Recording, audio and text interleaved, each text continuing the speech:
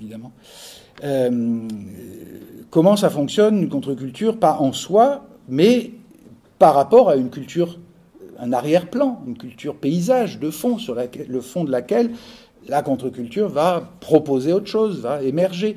Et puis, comment est-ce que ça revient? Comment est-ce que c'est réintégré, recyclé, repris, démobilisé dans sa charge protestataire par la culture générale? Mais quand on dit culture générale, là, en l'occurrence, ça veut dire l'industrie culturelle.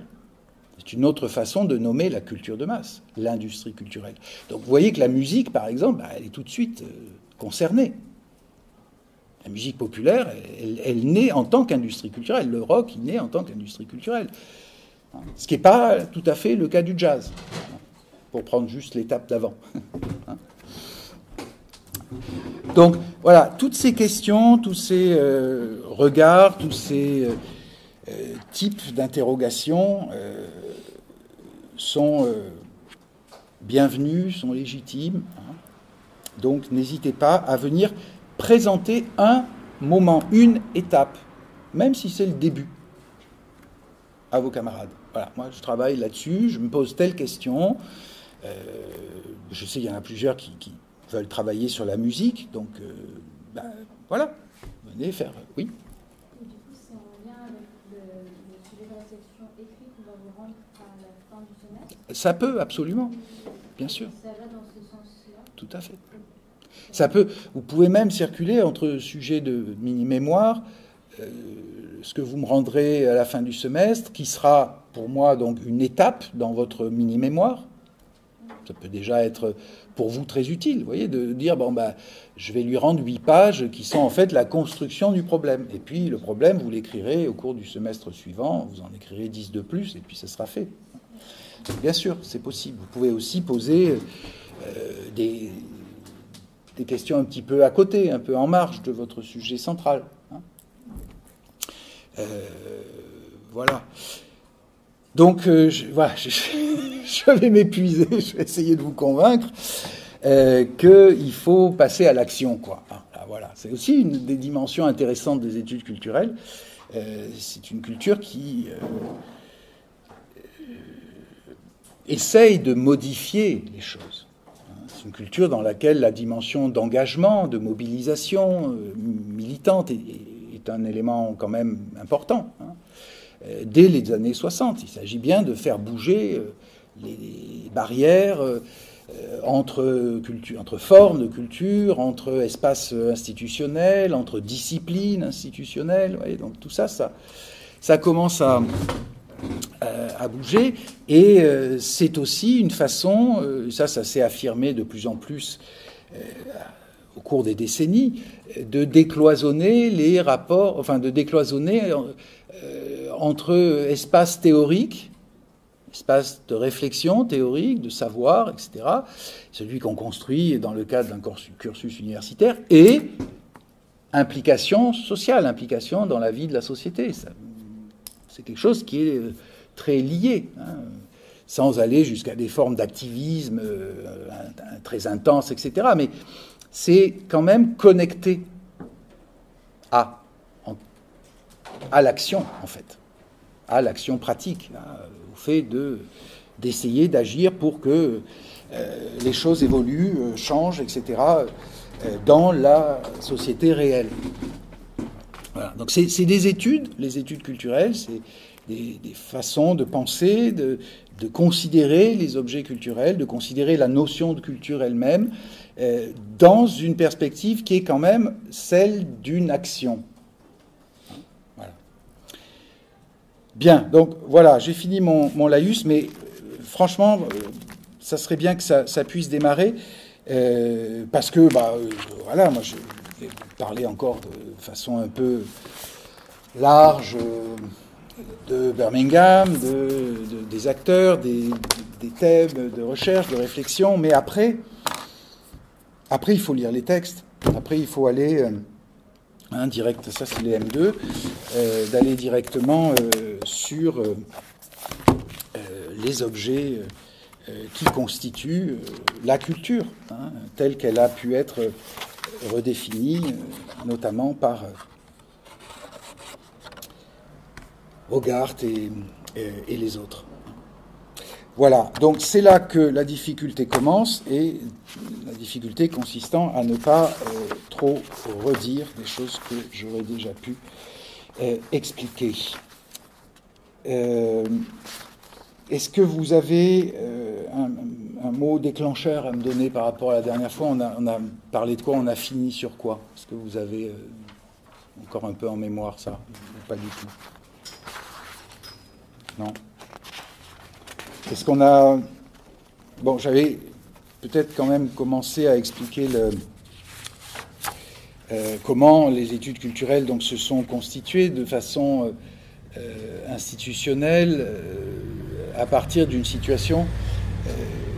c'est pas étonnant que leur objet d'étude se soit lié aux questions de minorité culturelle de façon très très générale, puisque c'est un peu leur propre position de naissance, en fait. C'est un type de... Alors, je ne me trompe pas, vous, c'est ici. C'est un type de démarche, porté par des gens qui sont eux-mêmes dans une situation relativement minoritaire, à l'intérieur d'une sorte de situation périphérique institutionnelle. C'est pas dans les facs centrales, c'est vraiment dans les facs qui sont quand même loin, je dirais, du centre classique du savoir académique en Angleterre. C'est porté par des acteurs institutionnels, Hogarth et les autres, qui sont eux-mêmes issus,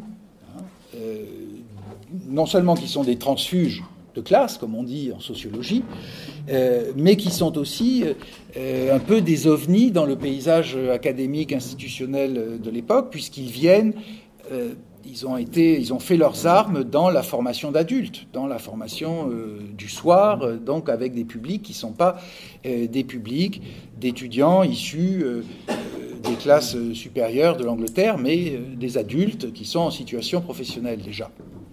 Donc cette situation, si vous voulez, de naissance institutionnelle, géographique et personnelle liée à la notion ou à la position de minorité va avoir aussi des incidences directes sur les objets qui vont se donner, à savoir les formes de culture qui ne sont pas canoniques, qui ne sont pas validées institutionnellement par les discours et par les regards à l'époque. Alors, c'est donc l'émergence d'un espace de réflexion un peu en marge du monde académique qui va s'interroger sur ce qui fait, d'une certaine façon, le cœur de l'académie, c'est-à-dire justement la notion de culture, pour la remettre, non pas pour la détruire, mais pour la reconceptualiser. Peut-être que ça vient aussi du fait que ce sont des personnalités qui sont détentrices d'au moins 3 cultures, de par leur histoire. C'est pour ça que j'insiste là-dessus au début.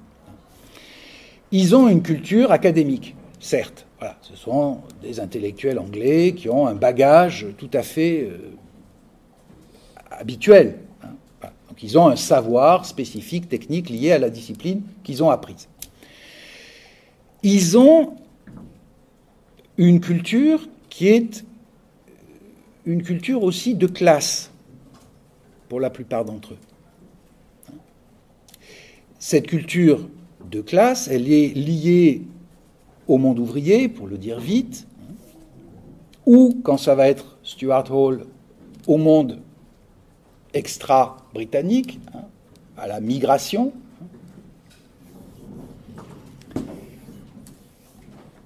Et puis, ils ont une culture qui est en train d'exploser sous leurs yeux, qui se traduit par de nouveaux médias, de nouveaux supports, de nouvelles modes, de nouvelles musiques, de nouvelles attitudes, de nouvelles postures publiques. Bref, ils ont en face d'eux un état avancé de développement de la culture de masse qui vient du 19e, on en a parlé, tout je vous ai donné quelques critères pour essayer de la situer, de la localiser, mais qui est en train de véritablement exploser. Notamment parce que les médias, télévision à l'époque, s'installent au cœur des sociétés et touchent l'ensemble des classes sociales. Donc ils ont ces trois cultures en eux, et puis même on pourrait regarder plus en détail, quelqu'un comme Williams qui est issu du pays de Galles, il peut aussi très bien avoir une culture régionaliste, une langue régionaliste. Gallois, c'est pas l'anglais, hein, c'est une langue celte. Hein. Donc, ils ont des identités qui sont constituées par plusieurs facettes, en fait. Et ils ont cette capacité à regarder, à réfléchir à la culture à partir d'au moins ces 3 ou 4 angles différents. C'est quoi la culture? Est-ce que la culture, c'est le canon? Est-ce que la culture, c'est juste l'art, au sens des œuvres d'art, de la beauté, des formes?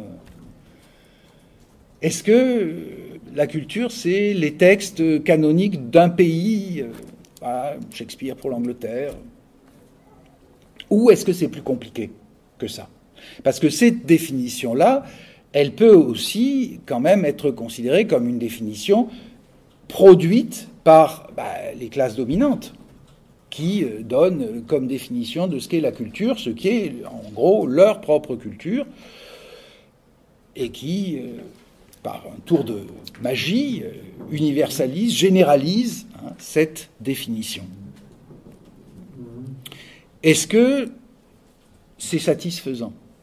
J'imagine que dans leur esprit, au moment où ils vont commencer à déplacer justement les frontières, à faire bouger les lignes de démarcation, à rendre poreuses ces frontières, la réponse c'est non, c'est pas aussi simple que ça.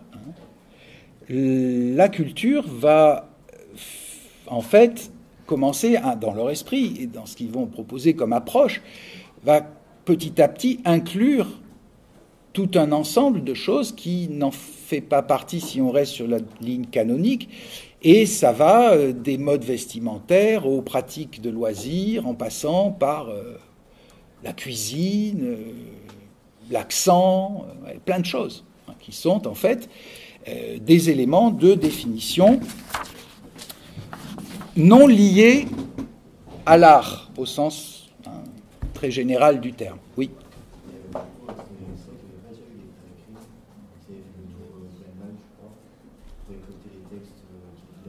Alors, bien sûr, il y a les frères Grimm en Allemagne, mais il y a, de façon plus générale, dans le romantisme européen, les Anglais font la même chose, la volonté d'aller chercher les formes populaires. Et là, on n'est pas dans un moment où, véritablement, il y a question de culture de masse. Mais oui, c'est-à-dire, pour fonder une culture nationale, ce qui est quand même l'un des enjeux des romantismes, on va se référer, on va aller chercher, on va aller puiser en fait dans ce qu'on pourrait appeler le trésor folklorique des peuples, c'est-à-dire les contes, les récits, les chants aussi. Et comme cette culture-là populaire, ce qu'on peut appeler au sens très fort du terme le folklore, est orale, quand vous avancez dans une société qui de plus en plus, la part d'oralité dans la transmission disparaît, ou en tout cas s'amenuise, et plus vous êtes en train de perdre, en fait, ces formes. Et le jour où plus personne n'est capable de les raconter, la culture en tant que telle a disparu. C'est ça qu'ils vont faire. Ils vont aller chercher pour conserver, en fait, pour mémorialiser la culture populaire. Et donc, ils n'ont pas encore d'enregistreurs à l'époque, mais ils vont effectivement parcourir les régions, aller voir les grands-mères, récolter les récits, les transcrire et les rassembler, comme le font en général les gens qui constituent des livres de contes, au sens conte populaire. Donc ça, c'est vraiment dans une démarche qui est lié à la constitution des cultures nationales au XIXe. Et vous avez raison, le regard, il est déjà... En fait, il démarre, on pourrait dire, il démarre à la fin du XVIIIe siècle. Quand, pour l'Allemagne, en tout cas, puisque vous parliez des Grimm, pour l'Allemagne, ça commence à la fin du XVIIIe, autour de 1760-70, dans une logique qui est celle du rejet, du refus du néoclassicisme français. Parce que le modèle français, il domine complètement. Le théâtre, notamment. On joue Voltaire, on joue Corneille, on joue Racine, etc. Mais ça colle plus vraiment avec, d'abord, l'Allemagne est quand même une culture très largement protestante, luthérienne, donc Racine, c'est quand même... Corneille, le théâtre classique français est quand même très... c'est un outil de propagande catholique. Donc les Allemands, ils sont un peu... pas dire qu'il n'y a pas de catholiques en Allemagne, mais les auteurs en question de la fin du XVIIIe, Goethe en est un, hein, voilà. Ils vont dire, bon, c'est bien le modèle classique français, mais regardons ce que nous pouvons faire, nous, Allemands, avec des formes qui seraient les nôtres. Et c'est là qu'ils vont commencer à les regarder. Le Moyen-Âge, Goethe, il s'intéresse à la cathédrale de Strasbourg. Il écrit un texte sur la cathédrale de Strasbourg, qui est une cathédrale gothique, donc une cathédrale allemande, pas... au sens où le gothique est vraiment l'architecture sur laquelle leur réflexion à l'époque va reposer. Ils vont aller chercher, ils vont aller puiser dans les contes populaires, c'est là qu'ils commencent à les rassembler. Ils vont chercher ces cultures-là pour construire, en fait, pourrait déjà être dans les études culturelles, une culture de résistance, voyez, à ce qui est à l'époque la culture hégémonique, qui est la culture française. Donc on est déjà dans ces logiques-là. Alors, vous avez donc tout à fait raison là-dessus, leur regard va porter sur les cultures populaires. Mais, et donc, on n'est pas dans un moment où on peut vraiment parler de culture de masse. Les cultures populaires, c'est précisément des cultures définies, déterminées, hein, et qui ont une durée de vie longue. Les contes, ils remontent au Moyen-Âge, ils remontent à... Donc, c'est ça que j'appelais les cultures spécifiques. Au moment où la culture de masse se met en place, dans la culture d'industrie, la culture de spectacle, la culture de grande diffusion, la culture qui est liée à l'urbanisation, alors que le folklore est quand même initialement lié au monde rural. Quand ils vont chercher ces contes, ils vont dans les campagnes. Et les folkloristes, tous les folkloristes du monde, quand ils vont collecter des contes, ils vont dans les campagnes. C'est là que les traditions restent vivantes, où la transmission reste orale. Au moment où on est entré dans l'ère moderne, cette perspective-là, romantique, post-romantique, ne va pas s'effacer. C'est-à-dire qu'il va y avoir tout le débat, si vous voulez, sur cette notion de culture. En fait, il commence au XIXe. Et il va traverser tout le XIXe avec des gens qui vont soit s'intéresser aux cultures folkloriques, soit produire des formes de culture qui vont miser sur la forme, sur un usage du langage qui est un usage singulier, c'est-à-dire un style, hein, et qui vont commencer aussi à réfléchir à ces formes, diverses formes de culture, par rapport à ce qui est en train de commencer à apparaître, qui est lié à la mise en place de la civilisation industrielle, et que, très largement au XIXe, les intellectuels, les gens qui cherchent le folklore, etc., regardent de travers, regardent comme étant une culture de destruction, en fait.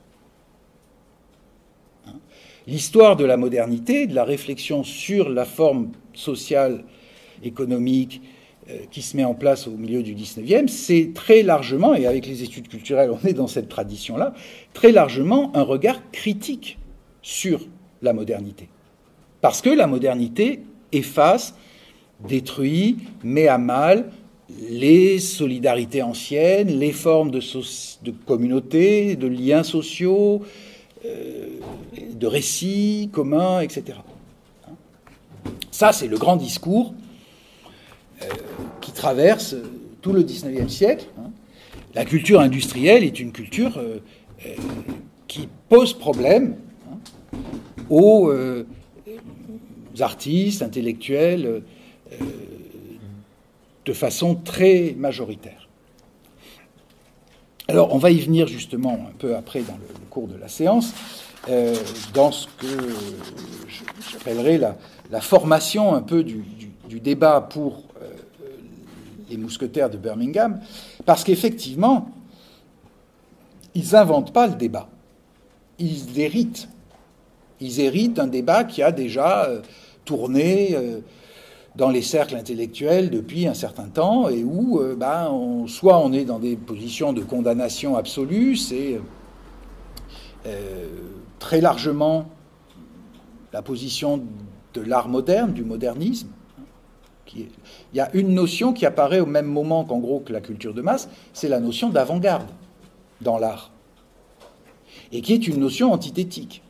C'est comme si elles avaient, c'est pas comme, elles ont la même situation historique, le capitalisme dans sa phase de production, dans sa phase où il est un capitalisme de marchandises et d'industrie, sauf que la culture qui va devenir de masse, elle est dans une relation structurante, positive à ce changement de société, elle l'accompagne, elle en est l'une des formes, et que l'avant-garde va se construire, c'est-à-dire tout l'art, en gros depuis Baudelaire, émané jusqu'aux années 50 du XXe siècle, va être traversé par un discours qui va être pied à pied l'inverse de ce qui va se passer dans la culture de masse. Et je vous disais, la question de la forme, elle est centrale là, dans ce dispositif. La forme, c'est ce qui résiste à la consommation de masse. La forme artistique moderniste, elle est complexe, elle est hyper référencée, elle est tout ce que vous voulez, mais elle est pensée, l'usage du langage, par exemple, est pensé comme un mode, une façon de résister à cette grande lessiveuse qu'est la société de production de masse, qui détruit justement tout sur son passage, qui nivelle, qui homogénise. Vous voyez comme ces termes reviennent dans le discours critique sur la culture de masse depuis le début, en fait. Et les principaux courants, disons, du modernisme vont être hostiles, d'une façon assez générale, à la société de leur temps. C'est le rapport conflictuel qui existe entre la figure de l'artiste et son monde, c'est-à-dire le monde du capitalisme, de la marchandise du XIXe siècle. Regardez comment les artistes construisent des figures de marginaux, des figures, on a parlé à propos de Baudelaire, je ne sais plus si c'est avec vous ou avec l'autre cours, justement, vous voyez, par exemple, de la figure du chiffonnier. Regardez ce qu'on mobilise comme autour de l'idée du poète maudit à la fin du XIXe. Regardez Rimbaud, regardez les grandes figures comme ça de la modernité, vont toutes se positionner comme des figures en rupture avec le monde du bourgeois, comme ils disent à l'époque. Flaubert, qui est lui-même un grand bourgeois, écrit pour contrarier, d'une certaine manière, le monde bourgeois. Ça veut dire le monde de la culture marchande. C'est ça que ça veut dire. Là. Donc, oui, l'art moderne est un art de la rupture. On ne comprend pas les artistes, on les comprend 50 ans plus tard, mais quand ils apportent une forme qui est quoi ? Qui est nouvelle, la notion d'avant-garde, elle repose sur l'idée que les formes artistiques sont renouvelées en permanence, voilà, et que vous n'êtes pas là pour faire ce que votre prédécesseur a fait, vous êtes là pour inventer du nouveau. Baudelaire encore, le programme il est donné là, vous allez faire du nouveau. Cette logique-là, elle traverse toute la modernité artistique.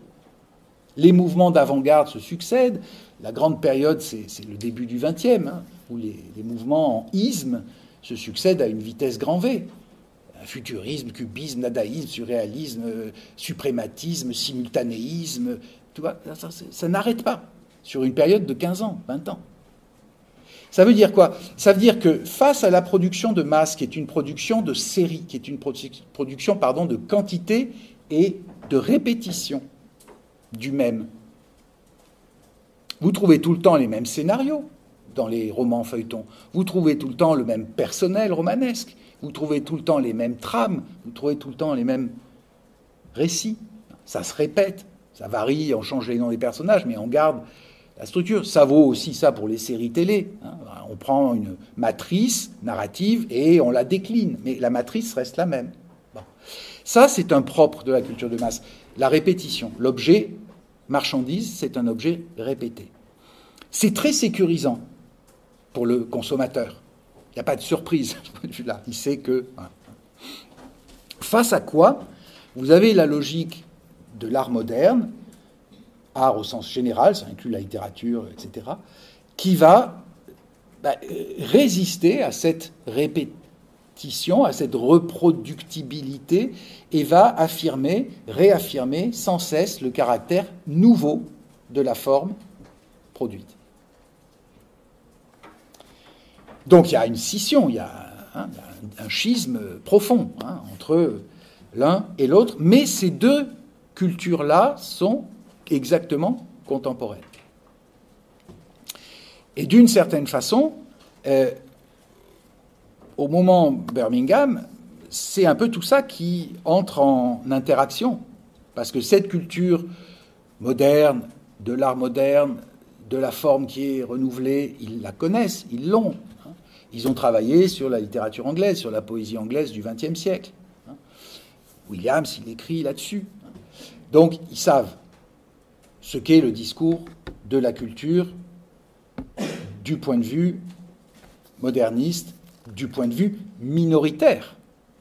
C'est pas quand Manet accroche Olympia, 1863-64, pas grand monde qui accepte, en fait.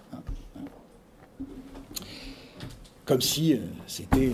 Mais bon, voilà. Donc, cette idée de nouveauté et de rupture avec la lecture commune, la lecture de masse, l'attente, en fait, l'horizon d'attente du public dans sa globalité, qui est systématiquement perturbé par l'art moderne.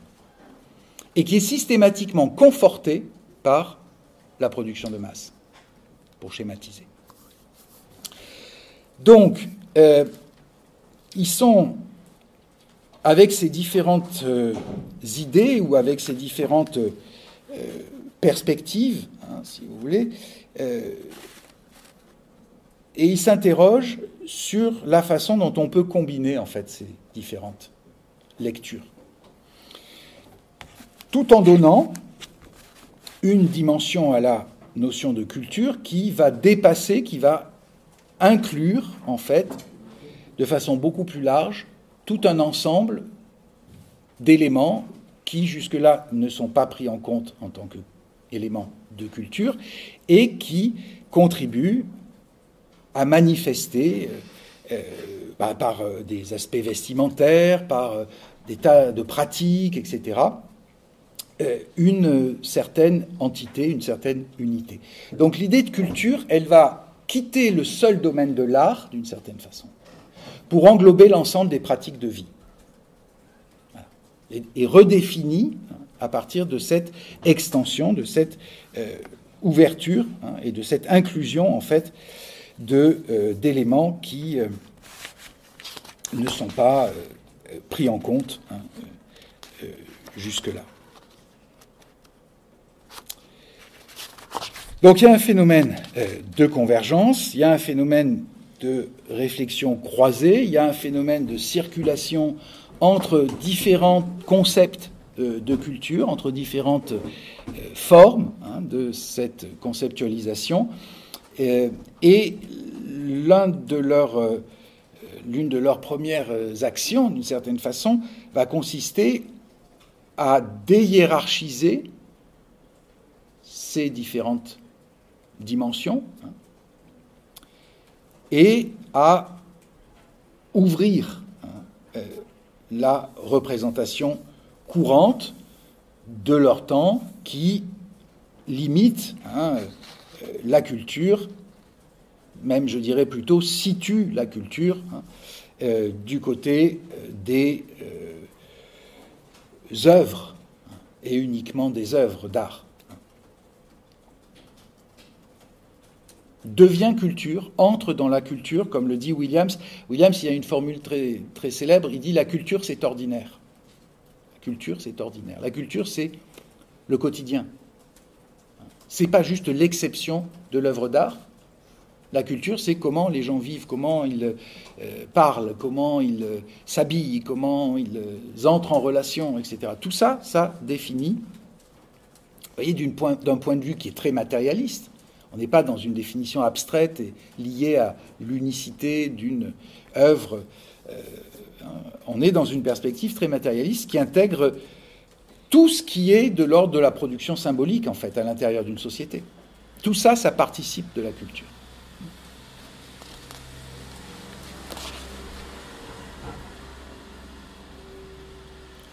Et c'est ce qui permet d'aborder, d'appréhender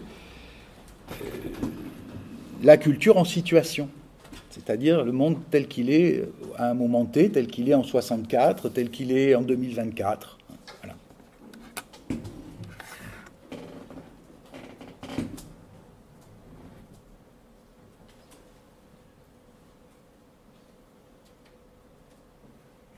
C'est presque une extension maximale de l'idée de culture au sens de mode de vie, forme de vie, mode de vie.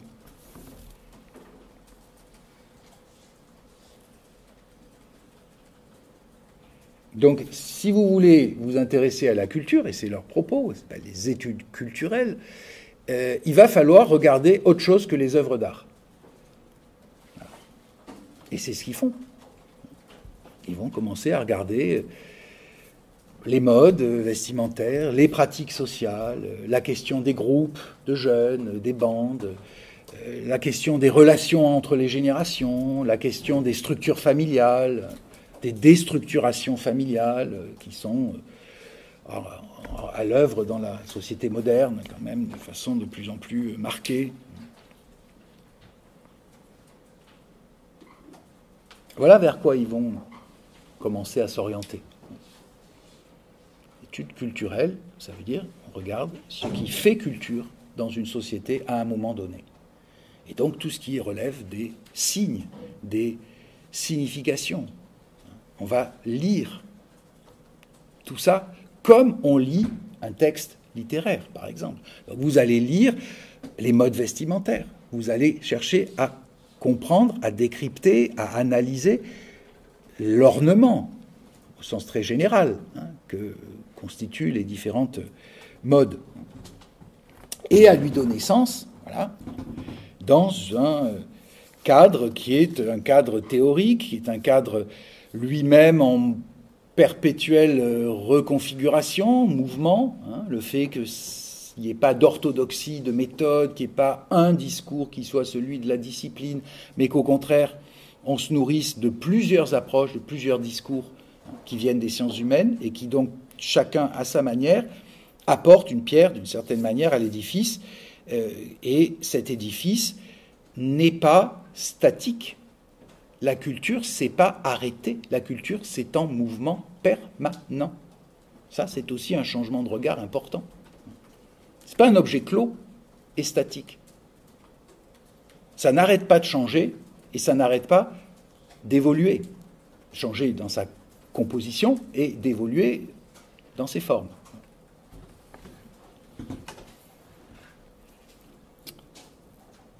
Bien.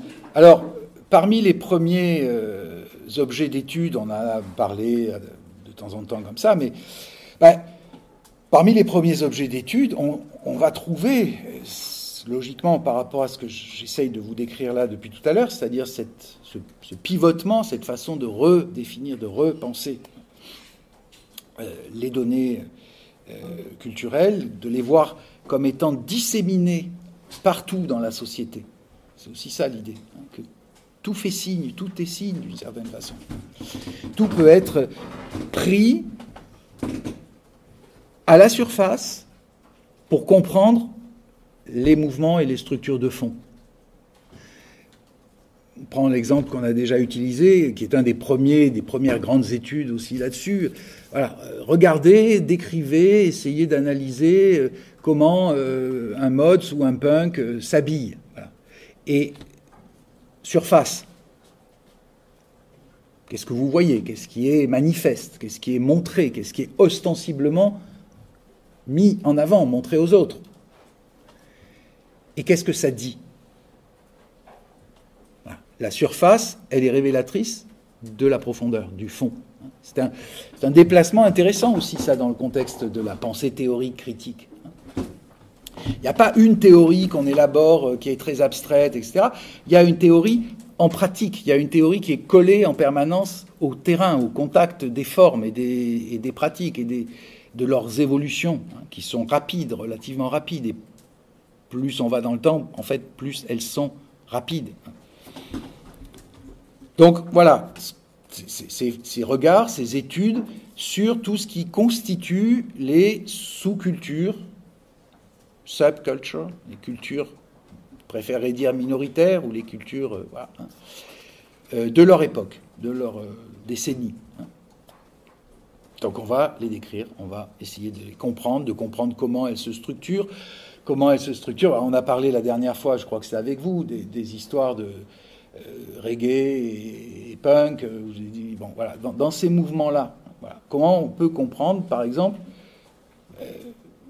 l'émergence du mouvement skin. Bon, ben, on va regarder comment, socialement, d'où ça vient, quelle est la zone de contact, quel est le rapport avec une autre musique, avec une autre culture, est une culture qui est en train d'arriver, qui n'est pas encore installée de longue date. Voilà. Comment ça répond, comment ça produit, en fait, du texte social. Donc cette façon d'analyser et d'interpréter les différents mouvements, les différentes formes que prend la culture dans la société de façon concrète. Mais c'est aussi très tôt un regard qui se porte sur les canaux par lesquels les représentations sont construites très largement, c'est-à-dire les médias. Qu'est-ce que disent les médias? Comment est-ce que le message est encodé? Comment est-ce qu'il est fabriqué? Et comment est-ce qu'il va être de l'autre côté décodé? Le texte que je vous ai mis, ça, il faut le lire, ce texte. Codage, décodage. C'est un des grands textes de Stuart Hall là-dessus. Pas commencer à mettre un peu le nez là-dedans. Codage, décodage. Alors, ça veut dire que la réception, elle n'est pas passive. Voilà, on a déjà eu l'occasion peut-être de mentionner cette idée. Mais, vous voyez, c'est assez différent d'autres formes de conceptualisation de la réception des œuvres, qui est souvent la construction d'un lecteur abstrait, d'une entité abstraite très générale, et puis auquel on n'a pas vraiment de dimension matérielle qui est raccrochée. Là, la façon d'envisager la réception est différente. La réception, elle n'est pas considérée comme quelque chose qui est uniquement de l'absorption passive de messages, elle est considérée comme une interaction entre le spectateur et le message. Donc, le message, ben, vous l'appropriez, vous en faites quelque chose. Voilà. Vous pouvez ne pas être d'accord, vous pouvez le mettre à distance, vous pouvez le parodier, vous en moquer, le critiquer. Donc, la question du décodage du message. Donc les médias, comment ils parlent, quelles sont leurs formes de langage, quelle est l'idéologie qui est derrière, qui les anime, quelles sont les relations entre les médias et les idéologies. Question passionnante à poser encore aujourd'hui. Pour comprendre la société d'aujourd'hui. Pas celle des années 60, mais ce qui se passe là, aujourd'hui, devant nous. L'analyse des productions culturelles, évidemment. Alors, romans de gare, films, vidéoclips, on pourrait dire aujourd'hui, même Internet, voilà, tout ça fait partie des objets potentiels sur lesquels on va porter un regard analytique, critique au sens d'analytique, essayer de le comprendre et de l'interpréter.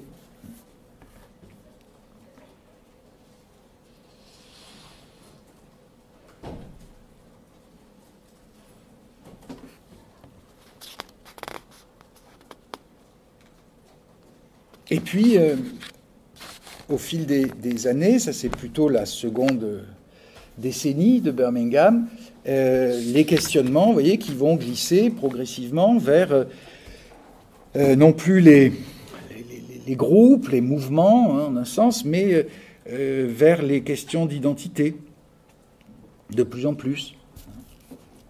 Ça, c'est le versant Stuart Hall qui va amener ça. Ça va recroiser, ça va aussi amplifier l'émergence des études féministes, par exemple.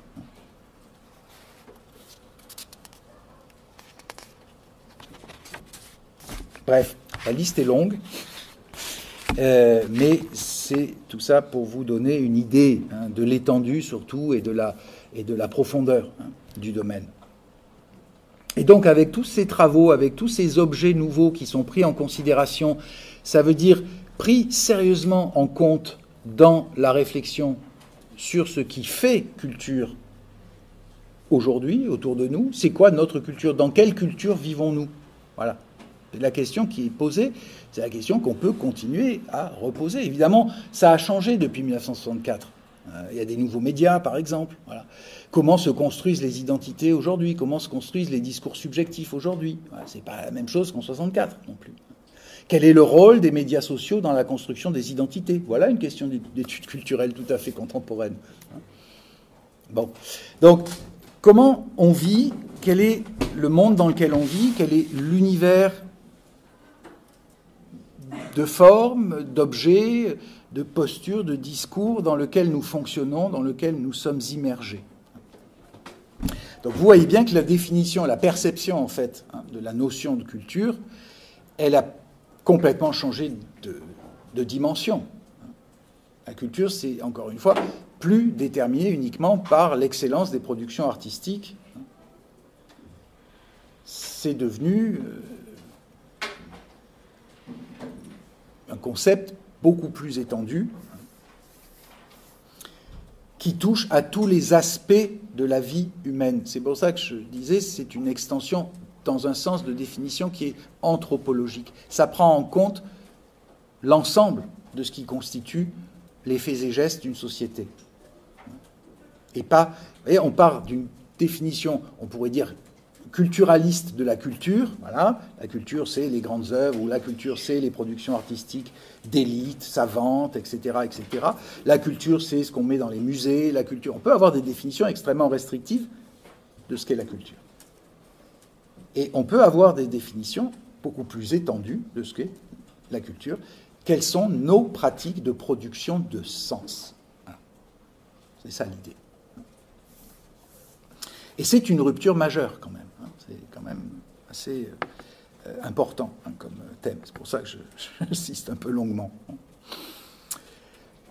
Et vous avez aussi sans doute saisi que l'analyse qui est menée, elle va s'intéresser, comme je vous dis, ça n'arrête pas de bouger, c'est moi, elle va s'intéresser beaucoup moins aux essences statiques, ce que fait la définition culturaliste de la culture. Elle s'intéresse à des choses qui sont statiques. Voilà.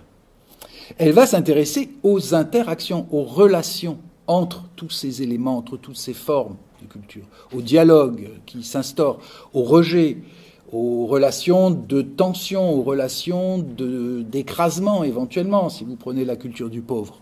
Lisez le texte d'Hogarth, vraiment. Comment une culture se trouve compressée d'une certaine façon par une culture qui a des médias de diffusion bien plus puissants et qui s'impose. C'était mon image la dernière fois du fait qu'on remplace les fléchettes par la télé dans les pubs. Voilà. Vous ne pouvez pas lutter, là. Vous pouvez lutter, mais... Hein, donc, l'idée que les choses sont en relation, les choses sont en interrelation permanente, c'est ça qui va amener à réfléchir sur les relations de pouvoir dans le champ culturel. Qui a la puissance pour imposer telle ou telle représentation? Comment est-ce que telle ou telle catégorie, groupe, à l'intérieur de la société, détenteur d'une culture spécifique, qu'elle soit de classe, qu'elle soit ethnique, qu'elle soit de tas de tas d'origines, hein, mais singulières. Comment est-ce qu'elle va, oui, résister, mais comment, en fait, en réalité, les processus, ce sont des processus de négociation. Ce n'est pas des processus de résistance au sens où vous ne bougez pas. Ça se négocie. Voilà. Et ça, c'est ce qui va les intéresser. Comment est-ce que... négocier, ça ne veut pas dire que vous acceptez tout ce que l'autre impose, etc. Mais il y a un dialogue, il y a une interaction. Comment la culture ouvrière négocie avec la culture de masse pour subsister d'une certaine façon, pour conserver un certain nombre de ses caractères.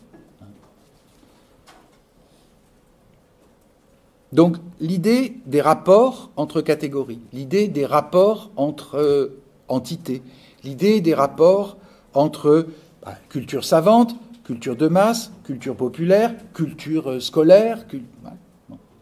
Comment est-ce que tout ça entre en interaction au sein de la culture contemporaine de leur époque. Donc ces catégories, loin d'être étanches, justement, elles permettent la circulation. Ça change. Quand on a réfléchi tout à l'heure à la notion de contre-culture, où je vous ai dit, c'est quoi une contre-culture? Combien de temps ça vit, une contre-culture? Ça veut dire aussi ça. À un moment donné, une contre-culture, ça cesse d'être une culture contre pour être une culture dans ou avec. Et encore une fois, le domaine musical est un excellent terrain d'enquête. Pour en prendre une autre de musique, avant d'être une musique canonisée comme étant la musique classique du XXe siècle, le jazz, c'est une musique de niche, c'est une musique de minorité à plein de titres. Donc, ça prend du temps, mais c'est pas... Si c'était hermétique, le jazz serait resté une musique minoritaire du sud des États-Unis, principalement de la communauté afro-américaine. Voilà. Mais c'est pas le cas. Donc, les choses circulent et les catégories sont poreuses. Un type d'expression culturelle peut changer de statut au fil du temps. Je viens de prendre l'exemple du jazz, je prends un autre exemple canonique pour le XXe siècle, le cinéma. Le cinéma, quand ça naît, 1895, c'est d'abord une attraction foraine. Ça se montre dans les foires, au même titre que l'homme fort, la femme à barbe, le train fantôme, ou que sais-je. Voilà. C'est une attraction foraine. Je ne vais pas vous expliquer très longtemps ce qu'est devenu le cinéma en moins de 100 ans. Et donc on est bien passé de quelque chose qui est lié en plus à un contexte culturel spécifique. Les foires, c'est quand même plutôt une distraction justement de masse, des masses populaires. Voilà. C'est devenu quelque chose d'absolument... Ça concerne tout le monde. Absolument tout le monde, le cinéma. Et c'est même plus que ça. C'est devenu en fait un art. 8e. Et on refait le coup avec la bande dessinée. Bande dessinée, aujourd'hui, 9e art. Musée, festival. Essayez d'acheter une planche de Moebius ou d'Hergé. Cassez votre tirelire, parce que ça coûte aussi cher qu'un tableau, aujourd'hui. Il y a 50 ans, les planches de BD, ça coûtait rien. Original, je veux dire, les vraies planches dessinées. Donc, tous ces phénomènes... ils démontrent bien que la définition de la culture, elle n'est pas statique. Elle n'est pas figée. Elle est contextualisée à un moment donné. Voilà. À un moment donné, la bande dessinée n'est pas dans l'horizon culturel global. C'est une production pour les magazines enfantins, si vous êtes en Europe, et c'est une production pour les journaux de grande diffusion le week-end aux États-Unis. Bon. Alors, on ne va pas faire l'archéologie, bien sûr, avant. Voilà. Mais... c'est ça. En l'espace d'un demi-siècle ou 3/4 de siècle, au moment où eux commencent à réfléchir, la bande dessinée est en train de sortir de son ghetto culturel, entre guillemets, et de changer de format, de changer de thématique. On vous raconte des histoires qui commencent à être sérieuses, des histoires qui sont plutôt adressés à des adultes, à des publics adultes. Ouais, on est en train de voir la bande dessinée devenir autre chose qu'un truc pour gamins ou pour lecteurs inattentifs du journal du dimanche. Le changement, il s'opère à peu près au même moment dans le monde de la bande dessinée. Il s'opère à la fin des années 50, début des années 60. Ça va prendre du temps. Ça va prendre 20, 30 ans. La reconnaissance culturelle de la bande dessinée au statut d'art à part entière, 9e art, il y a une revue qui s'appelle 9e art, qui est une revue d'études sur la bande dessinée aujourd'hui en France. Ben, c'est à partir des années 80-90. Voilà. Aujourd'hui, sauf les grincheux, il y a toujours des grincheux, mais c'est accepté que la bande dessinée est un art. Ben, c'est un art qui est exactement contemporain du cinéma, et elle a exactement le même parcours dans la société occidentale. Vous voyez, il y a tous ces phénomènes, comment et quand et pourquoi. Alors c'est plutôt bien entendu dans le cinéma, mais c'est lié, vous voyez, c'est le passage en fait d'une forme qu'on attribue plutôt à la culture effectivement de masse, qui va se détacher de cet horizon-là pour aller taper à la porte de la reconnaissance artistique officielle, c'est-à-dire de la culture qui va au musée, hein, par exemple. Donc, il y a bien des transferts de reconnaissance, il y a des processus de légitimation culturelle qui sont en œuvre en permanence. Et aujourd'hui, vous m'en avez parlé, Vincent, en arrivant, on peut considérer le tatouage dans cette même logique, dans cette même dynamique. Je ne sais pas si on dira un jour que c'est le 10e art, mais la logique est un peu similaire. C'est-à-dire une logique de reconnaissance, de diffusion et d'expansion. Alors oui, effectivement, dans le contexte occidental, le tatouage, il part de loin, mais il part de loin comme la bande dessinée. Hein. C'est plutôt lié au milieu de mauvais garçons, aux prostituées, etc., quand même, encore à la fin du 19e. Il faut aller dans d'autres espaces culturels pour avoir une autre perspective sur le tatouage. Si vous allez dans le Pacifique, là, c'est autre chose. Voilà. Le tatouage, c'est l'inscription de la culture à même la peau. Je pense aux Maoris, je pense à toute la culture du Pacifique. Voilà. Donc, l'idée, pourquoi je prends ces exemples-là, parce que c'est simplement cette idée que les concepts ne sont pas figés, les concepts ne sont pas statiques, ils se déplacent, ils migrent, ils mutent aussi. Et les études culturelles, elles observent ces mouvements-là. Elles observent les transformations à l'œuvre dans les pratiques, dans les productions culturelles.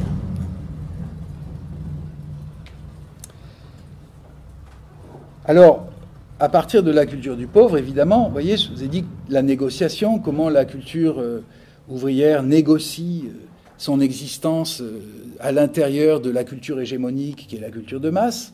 Et il y a un terme qui vient d'arriver, qui est le terme d'hégémonie, qui est très important dans le lexique, dans le bagage conceptuel des études culturelles. Mais c'est une question que vous trouvez donc sous cette forme dans la culture du pauvre, mais que vous pouvez déplacer. Quand je vous ai dit tout à l'heure, la question, c'est les rapports de pouvoir, les rapports de puissance à l'intérieur de la sphère de la culture. Ça désigne aussi ça, c'est-à-dire que, oui, il y a des stratégies de résistance, il y a des stratégies de réappropriation, il y a des stratégies de piratage. Il y a des stratégies à l'intérieur de la grande culture consumériste aujourd'hui qui est la nôtre. Bon, quelles sont les potentielles stratégies de résistance culturelle pour ne pas être dans justement le grand mainstream, etc. Il y a quelques procédures, mais c'est pas non plus forcément très nouveau. C'est des choses qui existent avant, qui existent sous des formes peut-être moins visibles qu'aujourd'hui. Mais je pense, par exemple, à ces relations de réappropriation par les cultures dominées, d'éléments des cultures dominantes, qui est un des grands thèmes de réflexion. Je vous ai indiqué en biblio, si c'est des choses qui vous intéressent ou qui vous semblent utiles pour votre réflexion de mémoire, allez lire le livre qui, je vérifie quand même avant de dire une bêtise, mais normalement celui-là c'est un grand classique de ma biblio, donc il doit y être, le livre de James Scott, hein,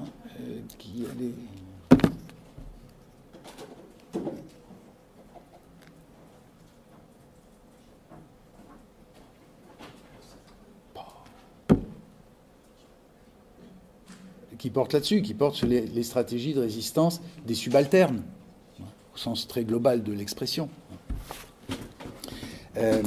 Ça, ce sont évidemment, c'est des questions, c'est une question qui est récurrente à l'intérieur du domaine des études culturelles, mais elle est déjà posée par Hogarth, c'est ça que j'étais en train d'essayer de vous dire.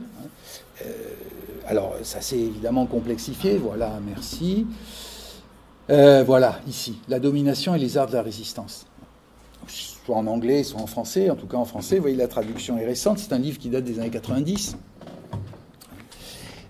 et qui est passionnant, qui est un assez gros bouquin. Vous n'êtes pas non plus obligé de tout lire. Lisez les chapitres d'introduction, comprenez la démarche, comprenez aussi comment il part, Scott, de l'analyse en fait, de la situation de l'esclavage aux États-Unis. Et comment vous faites pour désobéir sans être puni pour la désobéissance quand vous êtes esclave. Donc il est passionnant ce livre, franchement. Il est vraiment passionnant.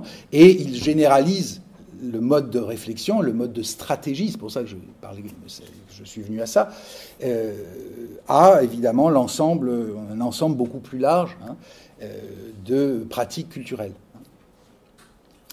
Je vous y renvoie. On peut aussi le prendre comme support. Alors, je serai très loin de Birmingham, c'est pour ça que j'hésite un peu, mais bon. En tout cas, je vous y renvoie. Je l'ai mis en PDF, hein, dans sa version française. Regardez, jetez un œil, au moins lisez les 30, 40, 50 premières pages. Vous verrez comment il s'y prend, comment il décrit cette situation, hein. Parce que vous ne pouvez pas, quand vous êtes esclave, résister de façon ouverte. Oui.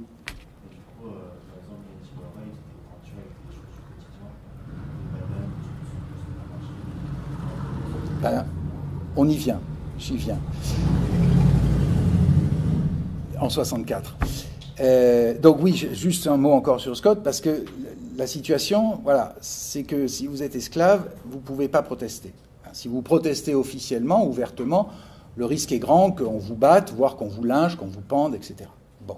Donc, il y a d'autres types de stratégies qui sont mises en place pour ne pas faire. Il y a des analyses extrêmement fines et intéressantes sur le temps, le ralentissement des gestes, le ralentissement des actes. Vous ralentissez. Ben, c'est une manière de désobéir à l'injonction. Un ordre, ça veut dire c'est maintenant tout de suite. Vous allez traîner, vous allez... Voilà. Mais vous n'allez pas désobéir frontalement. Si vous désobéissez frontalement, c'est la mort, grosso modo. Donc, on va éviter. C'est un des exemples. Il y a beaucoup d'autres stratégies qui sont décrites. Mais c'est cette idée-là. C'est-à-dire que ça passe par dessous. Ça passe par des procédures qui sont des procédures de désobéissance non visibles, non immédiatement perceptibles, par le maître. Et si le maître y perçoit la désobéissance, voilà, c'est réglé. Donc, c'est un livre très intéressant dans le contexte général de ces réflexions sur les rapports entre culture dominée et culture, culture dominée et culture dominante. Un grand exemple aussi, qui lui est historique, le carnaval.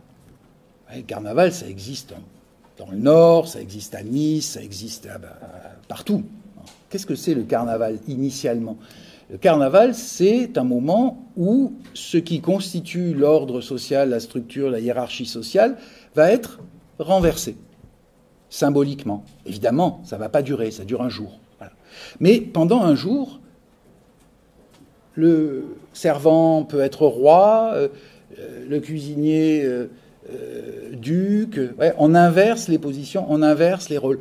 Et le carnaval, c'est quelque chose qui est profondément ancré comme forme dans la culture populaire. Le renversement, le jour des fous, le fait qu'on va donc déhiérarchiser brutalement pendant 24 heures l'ordre social dans lequel on fonctionne. Voilà, toutes ces choses-là sont des éléments à partir desquels on peut penser justement des stratégies de résistance à l'intérieur d'un système de culture massif, dominant ou autre. Alors, puisque vous posez, mais là je fais un bond, vous posez une question qui est passionnante, j'allais y venir parce qu'on peut effectivement considérer qu'en 64, quand ils commencent à regarder tous ces phénomènes qui se passent autour d'eux, il y a justement quelque chose qui se passe dans le domaine des arts, depuis le domaine des arts, et ce mouvement qui émerge de façon contemporaine, il s'appelle le pop art. Le pop art, c'est un art qui va reprendre une iconographie, qui va reprendre même des modes de production de l'œuvre, c'est-à-dire en l'occurrence de reproduction. L'œuvre d'art, normalement, elle est unique. Vous faites une sculpture, vous faites une peinture, vous faites un. Effectivement, Warhol, il va commencer à faire des sérigraphies. Vous les connaissez, au moins les plus célèbres, la boîte de soupe Campbell, la tête de Marilyn, voilà, reproduite, celle de Mick Jagger, celle d'Elvis. Il va faire aussi les car crashes, les accidents de voiture. Il va faire la chaise électrique. Il va faire un certain nombre de sérigraphies qui commencent à être un peu grinçantes. Et même si vous regardez, en fait, Marilyn, elle est transformée, Marilyn. La lèvre est très large, elle n'est pas du tout contourée. C'est comme une sorte de portrait qui est presque en train déjà de se décomposer, de dégouliner. C'est aussi intéressant de regarder la forme. Mais sur le processus, oui, il va prendre un processus de reproduction de masse et l'appliquer à l'art, on pourrait dire, de galerie, à l'art au sens art moderne, quoi, art contemporain, à l'art qui vaut cher, d'une certaine façon. Mais le pop art a ceci. J'y consacrerai une séance un peu plus longue parce que je vois le temps filer et je veux pas vous. Voilà, je vous ai mis quelques images prises dans le pop art anglais des tout début des années 60. C'est un moment passionnant pour le fait que sont en train de percoler l'un dans l'autre un système qui est celui de l'art de galerie, de musée, etc., de l'art, donc il y a un circuit marchand, un circuit institutionnel déjà tout à fait constitué, et une matière, un contenu, un ensemble d'images qui viennent de la culture de masse. Soit des objets, boîte de soupe, etc., brio, boîte de cirage pour les chaussures, soit, ça je pense que vous connaissez, il faudrait que j'aille ouvrir un autre...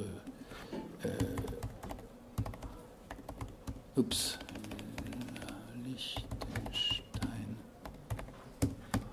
Voilà.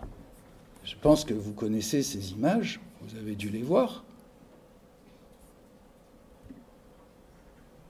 Passer ici ou là.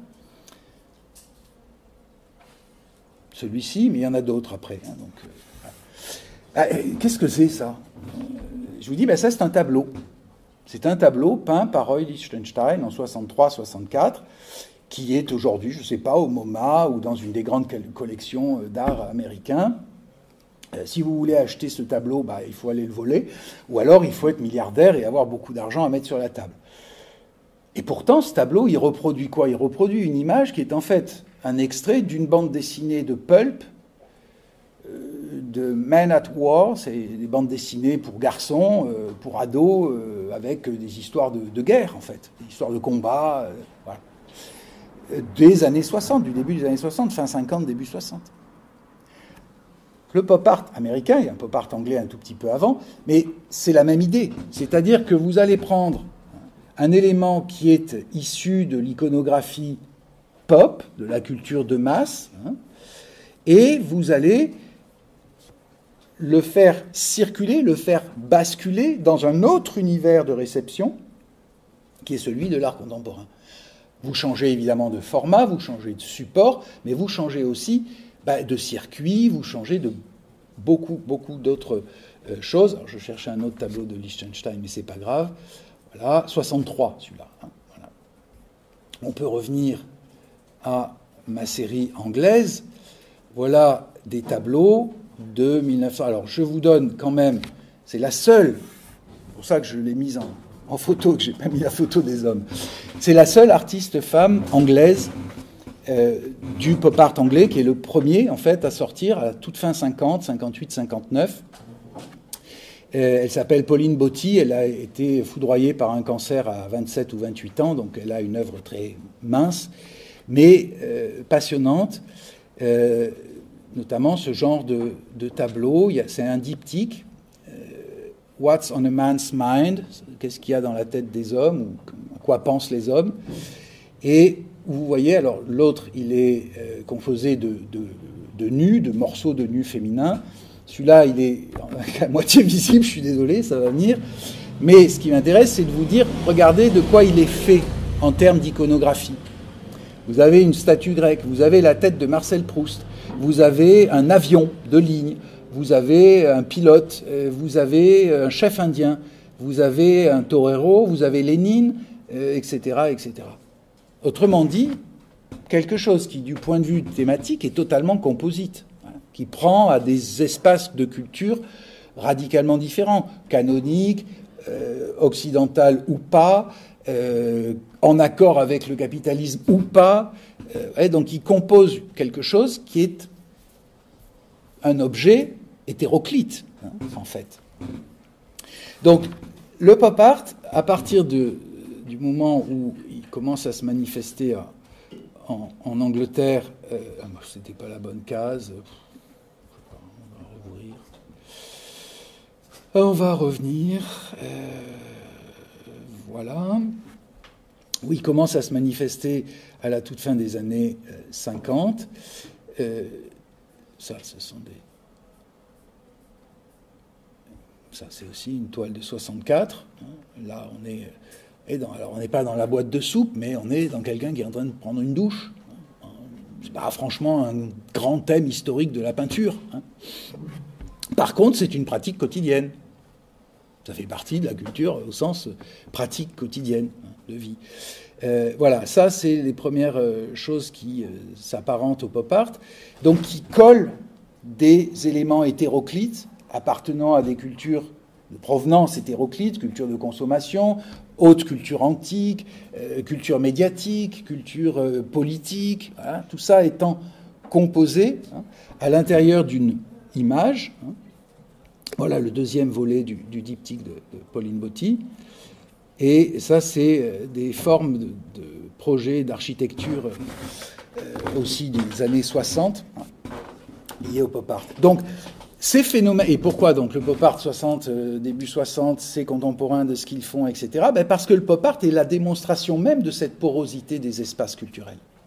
Vous pouvez prendre une image de BD, la transformer en tableau et la vendre à un grand musée américain. Vous pouvez aussi considérer que une pratique canonique de l'art, la sculpture antique par exemple, va devenir un élément citationnel parmi d'autres au milieu d'un tableau qui, lui, a pour vocation plutôt une dimension, on va dire, critique sur le phallocentrisme, ce que vous voulez, hein, comme discours de déconstruction de ce qui fait le canon de la culture occidentale, voilà, qui est plutôt, effectivement, ancré dans le patriarcat. On est au courant en ce moment de ces questions de façon très sensible. Donc, voilà l'exemple, c'est pour ça que je vous dis très bon exemple de ce que j'essayais de vous décrire du point de vue de la réception théorique, de la réflexion théorique sur le concept de culture. Le pop art mélange. Le pop art produit une culture à partir d'éléments culturels. Alors, est-ce que le pop art, si vous prenez Warhol, c'est encore plus clair, est-ce que le pop art est un art qui accompagne la culture de consommation, voilà, et qui n'est donc pas du tout porteur de quelque chose qui serait une contestation de cette culture de consommation? Ou au contraire, est-ce que le pop art est une posture ironique de mise à distance de critique par la distanciation de cette même culture de masse. Est-ce que Marilyn, l'important c'est de la reproduire en série, ce qui est un clin d'œil au mode de production sérielle de la culture de masse, ou est-ce que c'est important de faire Marilyn avec des lèvres bleues qui sont un peu en train de dégouliner, des yeux comme ça, on dirait qu'elle a pris des cocards. C'est pas Marilyn, splendeur du cinéma américain des années 50. Voyez ? Donc c'est une réappropriation, c'est une hybridation, c'est, on peut dire aussi, une carnavalisation d'une des icônes centrales de la culture de masse américaine de l'époque. Bref, c'est complexe et c'est pas stable. Difficilement. Alors, on peut, bien sûr, il y a des écoles dans l'histoire de l'art qui tranchent.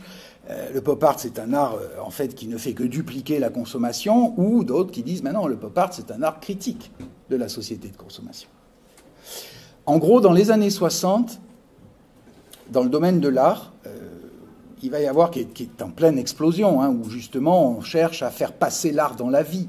Une des grandes idées de l'époque aussi, c'est ça, de faire passer l'art dans les pratiques quotidiennes, dans les pratiques de vie, où on invente des formes d'art qui sont, par exemple, la promenade en ville, la promenade dans des coins de la ville qu'on ne va jamais visiter.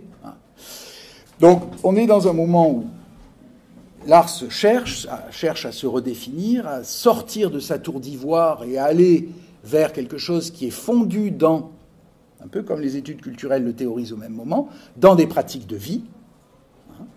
Et puis vous allez avoir deux grandes modalités de réponse. Je schématise à outrance, mais soit vous allez avoir une réponse à la question de la consommation de masse, qui va surenchérir sur la consommation de masse. Là, j'ai plus le temps d'aller chercher les images, mais rappelez-le-moi la prochaine fois. Vous me dites, on s'est arrêté là-dessus. Parce que les autres, c'est autre chose, donc j'aurais oublié. Donc, par rapport à la question de la consommation de masse, vous avez des artistes qui vont surenchérir, c'est-à-dire qui vont, par exemple, commencer à travailler sur les déchets, l'accumulation d'objets cassés, de trucs qui sont des détritus, des débris, etc. Et accumuler.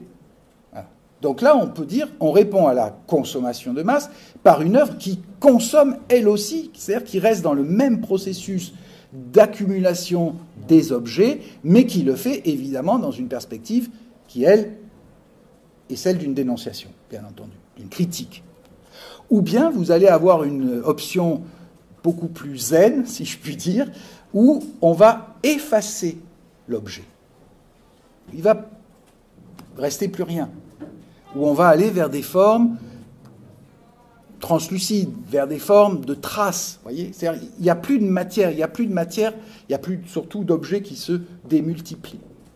Soit on enlève complètement, et on propose donc une figure qui est celle de l'inverse de la masse d'objets qui est propre à la consommation, ou alors on surenchérit sur cette consommation en faisant encore plus dans un espace réduit. Bon, donc, oui, le pop art est exactement contemporain de l'émergence des études culturelles. Oui, on peut, à mon sens, établir des passerelles sur leurs modalités de réflexion, sur la façon dont chacun dans son domaine, évidemment, c'est pas le pop art, Warhol, c'est pas un théoricien de la culture, c'est quelqu'un qui pratique la culture, c'est quelqu'un qui vient d'ailleurs, avant d'être un artiste mondialement connu et assassiné parce que mondialement connu, qui vient de la pub. C'est quelqu'un qui commence comme dessinateur publicitaire, qui vient vraiment de la logique de la production de masse, de chaussures notamment, dessinateur de chaussures. Wow. Et puis, il va faire de ce mode de production qui est celui de la consommation d'objets, l'une des modalités d'exposition d'un art qui est quand même assez largement critique. Quand vous regardez aussi ce que Warhol, après, a constitué comme espace artistique, quand il crée son usine à art, Factory, quand il accueille Velvet Underground avec l'album Banane, mais pas que, où il va faire des films expérimentaux, où il va rassembler ce qu'on n'appelle pas encore comme ça, mais qui est une préfiguration d'univers queer complètement dans la Factory, des acteurs qui fait tourner des fêtes, qui l'organisent, etc. Bref, à une dimension, qui donne une dimension extrêmement large et globale et collective à la notion de production culturelle. Voilà. Après, les films de Warhol, faut s'accrocher pour regarder. Alors, il y en a des très rigolos, il y en a qui sont sleep, vous regardez quelqu'un qui dort pendant 8 heures, bon, ok, vous regardez une demi-heure, 1 heure, à la limite, si vous trouvez le mec très beau ou la nana, mais 8 heures, voilà. Donc, on est dans quoi? On est bien dans des formes aussi qui, là, vont devenir des formes inconsommables, en fait. Vous voyez? Dans une logique de production qui reprend les modes de production de l'industrie, la sérigraphie, c'est produit en série, hein, il n'y a pas d'original, hein, mais aussi en produisant des films qui ne sont pas consommables dans un contexte d'industrie de masse, qui ne le sont que dans un contexte d'avant-garde. Et je reviens à ce avec quoi j'ai ouvert la séance, c'est-à-dire cette circulation entre les domaines et cette façon que les études culturelles, dès l'origine, ont eu de saisir ces mouvements, de s'intéresser à ce qui se passait là. Je suis obligé de vous laisser pour aller écouter mes collègues parler d'autre chose que d'études culturelles. Donc,